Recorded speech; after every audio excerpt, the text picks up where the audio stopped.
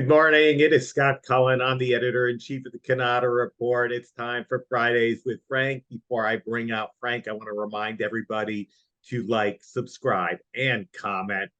And now, please welcome Frank Cannata. Hey, Frank, how are you doing? What's on your mind today, and what's going on in your office?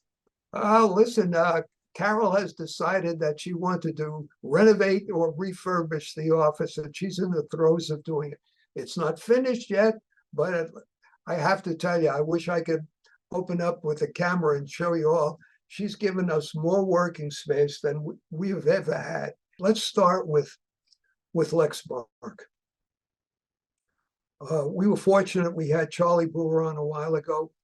I'm not sure when we showed that episode, but at any rate, Charlie went into his research about Ninestar, and of course, Lexmark is 62% owned by Ninestar.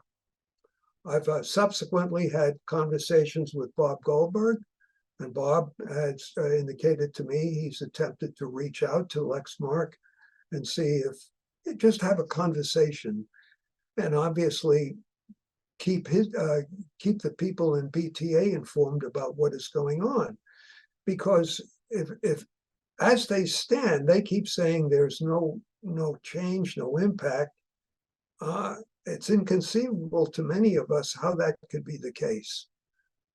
If the United States says we can't do business with these people because of using forced labor, and that's not Lexmark, by the way, that's the company that owns 62% of Lexmark. It's not good. And we, as you well know, we've offered Clark Bug from Lexmark an opportunity to come on, particularly after Charlie came on and talked about it. And I don't think what Charlie said was all that negative. I think he was purely presenting the facts as to what's out there. I hesitate to call factual information negative information. It's information we should have. And that's what I want to stick to here. What do we have? The problem is we don't have much. So all we can rely is on seeing how the dealers are responding. From what we can see, there is a lot of shifting going on in A4 among the different manufacturers. In other words, a dealer, and let me interrupt and add this one more thought. We're thankful for the many dealers who participate every year. That gives us another added dimension. And this is how we're able to determine how they're getting along or where they are in terms of their manufacturers, their suppliers. So what we've noted is that a lot of the dealers are suddenly shifting who their primary A4 is. Now, dealers don't do that indiscriminately. They do that because they have either some concerns, pricing, programs, and even that has got a slow movement to it.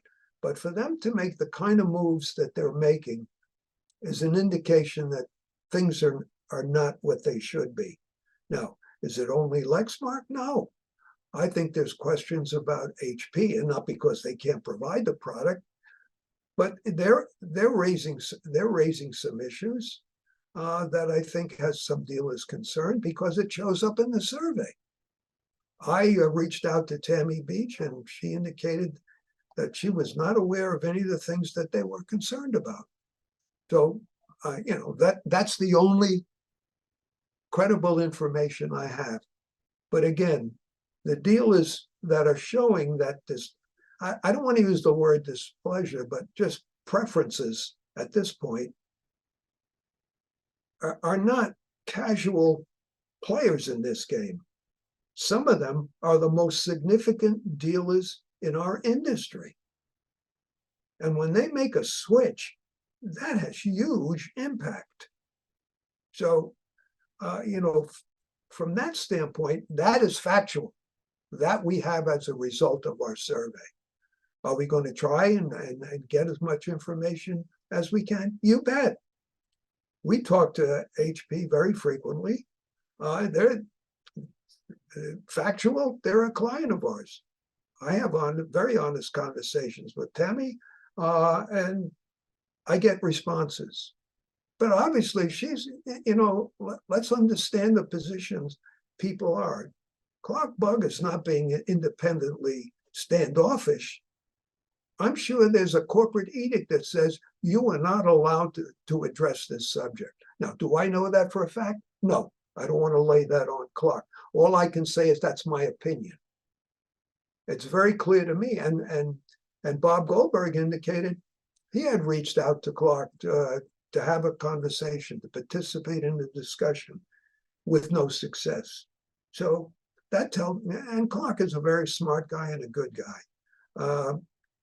He would normally jump at a chance to do that, and we've known him a long time. So we have two companies that are showing some, or indicate there's something going on there that we're not quite sure with or comfortable with. Is this something that we should ignore? No. We have to continue to be aware, and we're going to continue to probe. Okay, plain and simple. Make sure you don't have any issues with your current A4, your primary current A4 manufacturer. If you're comfortable that what they're doing is right and things are going along, and thank God the supply chain issues are resolved, you're getting your product, you're getting your support, go and be happy that that's the case. But for those who may suddenly be questioning, then you need to be aware, and you need to have some sort of contingency. Now, we all understand how this business works, particularly with A4s and in the MPS situation. Fleets come up for renewal every 3 or 4 years because of leases.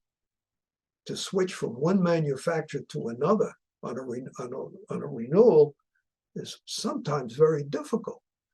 The client, the customer, might be very happy with what the product that has been provided is doing. They're familiar with it. They like the service capabilities. They don't have any issues. Why do I want to change?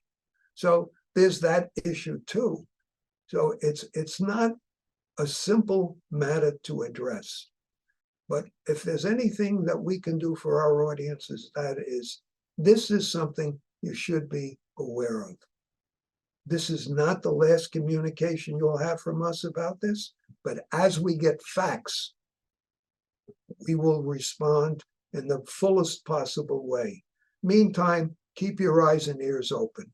That's my story for today, Scott.